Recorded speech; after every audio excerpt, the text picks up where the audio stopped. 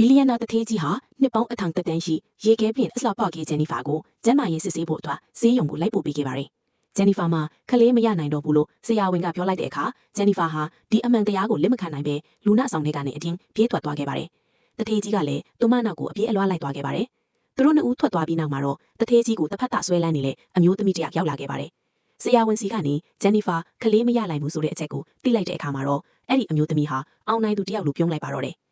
တထေးကြီးနဲ့ဂျန်နီဖာအိမ်ပြန်ရောက်တဲ့အခါမှာတော့အဖိုးဖြစ်သူဟာစစ်ဆေးမှုရလဒ်တွေကိုစစ်မေးပါတော့တယ်။တထေးကြီးကဂျန်နီဖာခလေးမရနိုင်တဲ့အချက်ကိုဖုံးကွယ်ထားဖို့ကြိုးစားခဲ့ပေမယ့်အကြံပတ်ဆက်တဲ့အမဖြစ်သူကအားလုံးရှိမှဖွင့်ချလိုက်ပါတယ်။အဖိုးဖြစ်သူဟာဂျန်နီဖာဟာခလေးမရနိုင်တဲ့အတွက်မိသားစုအမွေဆက်ခံသူလိုအပ်တာကြောင့်တထေးကြီးကိုထားသွားဖို့ဂျန်နီဖာကိုအမိန့်လိုက်ပါတော့တယ်။အဖိုးဖြစ်သူဟာတထေးကြီးအတွက်တခြားမိသားစုနဲ့လက်ထပ်ပွဲကိုပါစီစဉ်လိုက်ပါတော့တယ်။ဂျန်နီဖာဟာဒါကိုလုံးဝလက်မခံနိုင်တဲ့အတွက်စုပ်ကင်ထားတဲ့တထေးကြီးရဲ့လက်ကိုဖြုတ်ချပြီးအိမ်ထဲကနေလွှဲထွက်သွားခဲ့ပါတယ်။စိတ်တုန်နေတဲ့ဂျန်နီဖာကိုတထေးကြီးကတားဆီးခဲ့ပေမဲ့ဂျန်နီဖာကတော့တထေးကြီးတခြားအမျိုးသမီးနဲ့လက်ထပ်မဲ့အဖြစ်ကိုလက်မခံနိုင်ပါဘူး။သူမအတွက်နဲ့ဒီလက်ထပ်ပွဲကိုငင်းပယ်ပေးနိုင်မလားလို့သူမကမေးလိုက်တဲ့အခါတိတ်ဆိတ်နေတဲ့တထေးကြီးကိုကြည့်ပြီးတထေးကြီးငင်းမှာမဟုတ်ဘူးဆိုတာကိုဂျန်နီဖာနားလည်သွားပါတယ်။တထေးကြီးကတော့သူမအတွက်တိုက်ပွဲဝင်ပေးမှချစ်ကြောင်းနဲ့မိသားစုဝင်တွေရဲ့စိတ်ကိုပြောင်းလဲအောင်လုပ်ပေးမယ်လို့ရှင်းပြဖို့ကြိုးစားခဲ့ပေမဲ့ဂျန်နီဖာကတော့သူ့ကိုလုံးဝမယုံတော့ပါဘူး။အဲ့ဒီနောက်ဂျန်နီဖာဟာဝေယုံဖြူဝတ်သူနာကိုလှမ်းခေါ်လိုက်ပါတယ်။ဝေယုံဖြူနဲ့လူဟာတထေးကြီးကိုနေရန်စီကိုလွှမ်းထွက်သွားအောင်ရိုက်ထုတ်လိုက်ပြီးဂျန်နီဖာကိုခေါ်ဆောင်က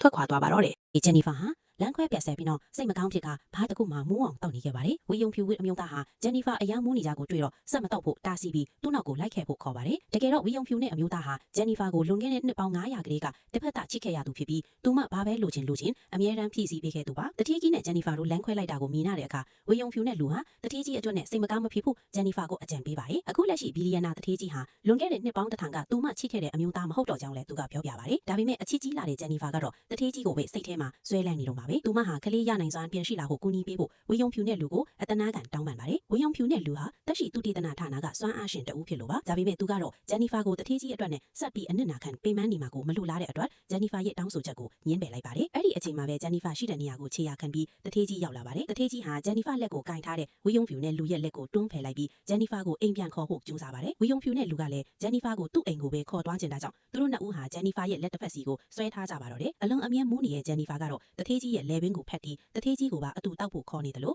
တထေးကြီးနောက်ကိုလည်းလိုက်မသွားဘူးလို့ပြောနေပါတယ်။တထေးကြီးကဂျန်နီဖာကိုအတင်းခေါ်ဖို့ကြိုးစားတဲ့အခါဝေယုံဖြူနဲ့လူကသူ့ရဲ့စွမ်းအားကိုသုံးပြီးတားဆီးဖို့ပြင်လိုက်ပါတယ်။ဒါပေမဲ့ကြိုတင်ပြင်ဆင်လာတဲ့တထေးကြီးရဲ့ချောင်းမြောင်းတိုက်ခိုက်ခြင်းကိုဝေယုံဖြူနဲ့လူခံလိုက်ရပါတော့တယ်။မူးနေတဲ့ဂျန်နီဖာကဘလောက်ပဲငင်းဆန်နေပါစေအလိုလိုက်လွန်တဲ့တထေးကြီးကိုတော့မတားဆီးနိုင်ခဲ့ပါဘူး။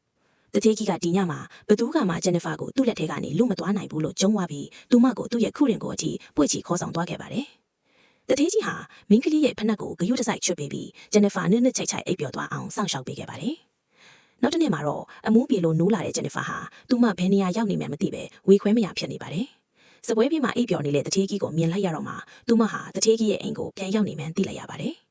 ဂျန်နီဖာဟာတထေးကြီးနာကိုတိတ်တဆိတ်လမ်းလျှောက်သွားပြီးသူ့ရဲ့နှာခေါင်းကိုခိုးပြီးတိုးထိဖို့လှုပ်လိုက်စင်မှာပဲတထေးကြီးကမျက်လုံးပွင့်လာပါတယ်။ဂျန်နီဖာကတထေးကြီးကိုဘာလို့အိပ်ရဝင်ဝတ်ဆောင်ကျဲသေးတွေမတတ်ထားတာလဲလို့မေးတဲ့အခါတထေးကြီးကဂျန်နီဖာဟာမနေ့ညကသူ့အကြီးပေါ်ကိုအန်ချလိုက်လို့ဖြစ်ကြောင်းပြောပြလိုက်ပါတယ်။ဒါကိုကြားတော့ဂျန်နီဖာဟာအလွန်ရှက်သွားပြီးသူမရဲ့မျက်နှာကိုလက်နဲ့အုပ်ထားလိုက်ပါတော့တယ်။အဲ့ဒီနောက်တထေးကြီးကဂျန်နီဖာကိုတီတီတန့်တန့်နဲ့မေးခွန်းတစ်ခုမေးပါတယ်။မနေ့ညကမူးနေတော့ဂျန်နီဖာအော်ခေါ်နေတဲ့ဒေးဗစ်ဆိုတာဘယ်သူလဲဆိုတာပါတယ်။ဂျန်နီဖာကဒေးဗစ်ဟာသူမတက်သားလုံးမှာတအိုးတဲတော်ချစ်ရသူဖြစ်တယ်လို့သူမရဲ့ခင်ပုံးနဲ့ဘဝလက်တွေပေါ်ဖြစ်ကြောင်းပြောပြခဲ့ပါတယ်။တထေးကြီးကဂျန်နီဖာကိုသူ့အမြဲတမ်းချစ်သွားမှာဖြစ်တယ်လို့ဒေးဗစ်ရဲ့နေရာမှာအစားထိုးဝင်ရောက်ခြင်းတယ်လို့ပြောခဲ့ပါတယ်။ဒါပေမဲ့တထေးကြီးမသိတာကတော့ဒေးဗစ်ဆိုတာလွန်ခဲ့တဲ့နှစ်ပေါင်း1000ကတထေးကြီးကိုယ်တိုင်ဖြစ်ပြီးသူတို့ဟာတယောက်တည်းဖြစ်တာပါပဲ။ဂျန်နီဖာကတော့တထေးကြီးရဲ့ဂတိစကားတွေကိုမယုံကြည်တော့ပဲအိမ်ပြန်ကိုထွက်လာခဲ့ပါတယ်။ဘီလီယံနာတထေးကြီးနဲ့သူမရဲ့အချစ်ဇလန်းကိုအဆုံးသတ်ဖို့ကြိုးစားနေပေမဲ့ဇွဲကောင်းလာရဲ့တထေးကြီးကတော့ဂျန်နီဖာကိုမလွတ်တမ်းတားဆီးထားခဲ့ပါတယ်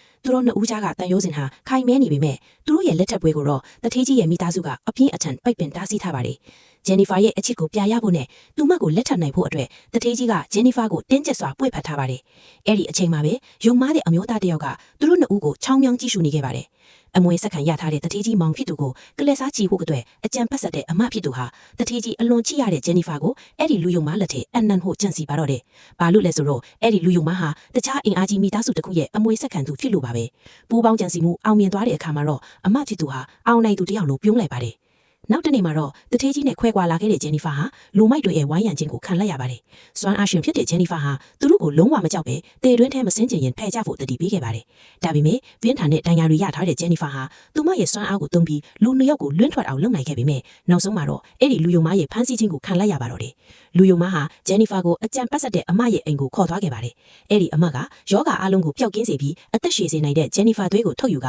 သူမရဲ့ဒုတိယအကိုရဲ့မတန်ဆွမ်းဖြစ်နေတဲ့ခြေထောက်တွေကိုကုသပေးလိုက်ပါတယ်။သူတို့နှစ်ယောက်အခန်းပြင်ထွက်သွားပြီးနောက်မှာတော့လူယုံမဟာဂျန်နီဖာစီကိုယုံမတဲ့အကြည့်တွေနဲ့ရှောင်လဲလာပါတော့တယ်။အလွန်အမြင်မျောလင်းချက်မဲ့နေတဲ့ဂျန်နီဖာဟာလူယုံမကိုတားဆီးဖို့ကြိုးစားပေမဲ့အားရင်ကုန်ခါနေတဲ့အတွက်ဘာမှမတတ်နိုင်ပဲအလွန်အန္တရာယ်ကြီးတဲ့အခြေအနေနဲ့ရင်ဆိုင်နေရပါတယ်။အဲ့ဒီအချိန်မှာမိသားစုကသဘောတူထားတဲ့အမျိုးသမီးနဲ့စကားပြောနေတဲ့ဘီလီယံနာတထေးကြီးဟာရင်ထဲမှာစူးအောင်တဲ့ဝေဒနာကိုရုတ်တရက်ခံစားလိုက်ရပါတယ်။ဂျန်နီဖာအန်ဒီရရှိနေပြီဆိုတာကိုရိပ်မိလိုက်တဲ့တထေးကြီးဟာစိတ်ဆက်မဲ့အမျိုးသမီးကိုပစ်ချခဲ့ပြီးအပြင်ကိုအပြေးလွှားထွက်လာခဲ့ပါတယ်။ဂျန်နီဖာဟာလူယုံမကိုမခုခံနိုင်တော့တဲ့အချိန်မှာပဲသူမကိုတစ်ဖက်သားချစ်နေတဲ့ဝိယုံဖြူဝတ်အမျိုးသားဟာအချိန်မီရောက်ရှိလာပြီးဂျန်နီဖာကိုကဲ့တင်နိုင်ခဲ့ပါတယ်။ဝိယုံဖြူနဲ့လူဟာဂျန်နီဖာဟာမင်းကြောင့်ဒုက္ခရောက်ရတာလို့တထေးကြီးကိုပြောဆိုပြီးသူမကိုပွေ့ချီကထွက်ခွာသွားပါတော့တယ်။ဒေါသထွက်နေတဲ့တထေးကြီးဟာဘာရီတိခဲ့တယ်လဲဆိုတာကိုစုံစမ်းဖို့သူ့လူတွေကိုချက်ချင်းအမိန့်ပေးလိုက်ပါတယ်။အတွင်းလူတီလောက်ကိုစစ်ဆေးမေးမြန်းပြီးတဲ့နောက်မှာတော့ဂျန်နီဖာကိုဒုက္ခပေးခဲ့သူတွေဟာအဲ့ဒီလူယုံမနဲ့သူ့ရဲ့အကြံပက်ဆက်တဲ့အမဖြစ်သူတို့မှတထေးကြီးတည်သွားပါတော့တယ်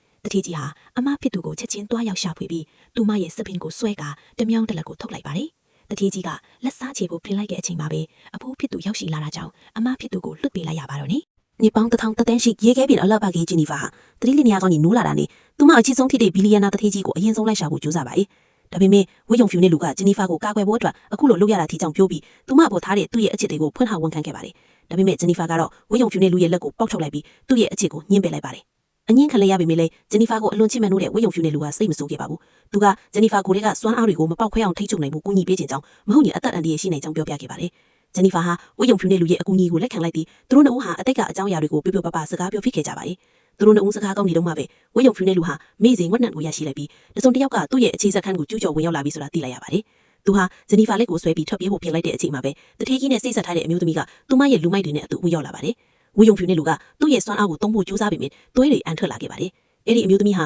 ဝိယုံဖြူနဲ့လူရဲ့စွမ်းအားတွေကိုနှိမ်နင်းဖို့အတွက်မိစင်းခွက်တွေကိုကျူးတင်ပြင်ဆင်လာခဲ့တာပါ။စွမ်းအားတွေသုံးလို့မရတော့တဲ့အတွက်သူတို့နှစ်ဦးဟာဘလို့မှမခုခံနိုင်တော့ပဲအဖမ်းခံလိုက်ရပါတော့တယ်။အဲ့ဒီအမျိုးသမီးဟာတထေးကြီးရဲ့အချစ်ကိုရဖို့အတွက်ဂျန်နီဖာနဲ့ဝိယုံဖြူနဲ့လူတို့ကြားမှာပတ်သက်မှုရှိနေတယ်လို့တထေးကြီးအထင်မှားသွားအောင်သူတို့နှစ်ဦးရဲ့ရင်းနှီးတဲ့ကိုရေးကိုရာတပ်ပုံလေးကိုခိုးရိုက်ဖို့ကြံစီပါတော့တယ်။ဘီလီယံနာတထေးကြီးဟာဂျန်နီဖာကိုချစ်တဲ့စိတ်နဲ့ဈေးရုံကိုတွားရောက်ပြီးအင်အားကြီးမိသားစုရဲ့အမွေခံဖြစ်သူကိုဆွဲထုတ်ကရိုက်နှက်ဆုံးမှာပါတယ်။ဒါပေမဲ့အဖိုးကြီးတယောက်ကတထေးကြီးရဲ့အပြုအမူကိုတားဆီးလိုက်ပြီးသူ့ဖုန်းထဲမှာရှိတဲ့ဂျန်နီဖာရဲ့တန်တရားဖြစ်ဖွယ်ရင်းနှီးနေတဲ့တပ်ပုံတွေကိုထုတ်ပြလိုက်ပါတယ်။တထေးကြီးဟာအလွန်ဒေါသထွက်သွားပြီးအဲ့ဒီတပ်ပုံတွေကိုဘယ်နေရာမှာရိုက်ခဲ့တာလဲဆိုတာကိုအဖိုးကြီးကိုမေးမြန်းခဲ့ပါတယ်။ဒါပေမဲ့ဒါဟာအဖိုးကြီးခင်းကျင်းထားတဲ့ထောင်ချောက်တစ်ခုမှတထေးကြီးမသိခဲ့ပါဘူး။အဲ့ဒီအချိန်မှာတော့ဂျန်နီဖာနဲ့ဝိယုံဖြူဝစ်အမျိုးသားဟာကလထိုင်တွေမှာအခြေခံထားရပြီးဝိယုံနက်ဝစ်အမျိုးသားက